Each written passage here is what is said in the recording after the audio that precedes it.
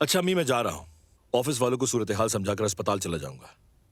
अस्पताल में क्या करने जा रहे हो बेटा? चच्चा जिंदगी की जंग लड़ रहे हैं, आपको एहसास है? तो तुम्हें क्या बेटा, तुम्हें क्या?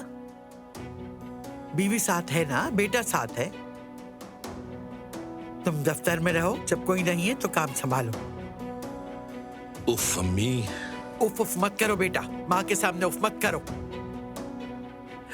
यही मौका है, दफ्तर में जो कमी बेशी रह गई है, वो जो भी काम रह गया है वो सब पूरा करो। जब चचा अस्पताल से वापस आए तो देखिए तुमने कैसे संभाला है सब कुछ। वाकई इस वक्त भी आपकी सोच वही है। हाँ, वाकई इस वक्त भी मेरी सोच वही है, और तुम भी यही सोचो तो बेहतर होगा। ठीक है अम्मी, पहले मैं दफ्तर जाऊंगा और फिर अस्पताल। वैसे भी चच्चा कल आईसीयू से डिस्चार्ज हो जाएंगे। ये तो मुझे नहीं मालूम। कल भी चले जाओ, अपनी आयशा को भी खुश रखो। अम्मी, मैंने आपसे आयशा के बारे में क्या कहा था, याद है ना?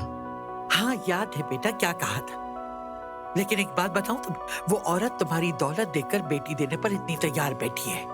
तुम बिला वजह यहाँ वहाँ घूमते रहो, और जब वो उमर साहब जाकर उसके लिए बनाए गए कमरे में आराम से मालिक बनकर बैठ जाएंगे, तब देखना वो औरत तुम्हें बेटी देती है या नहीं।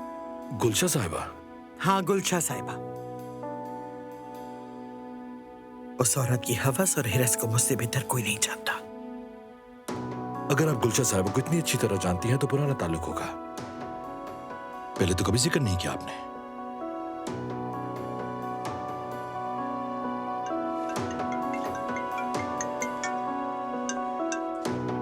जी कहिए, मैं सुन रहा हूं। ठीक है, फौरन आता हूं मैं।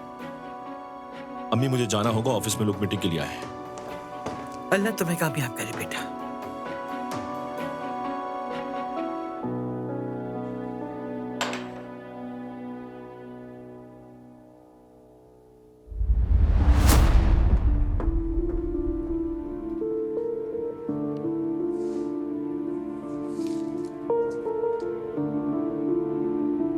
तुम जानते हो क्या करना है।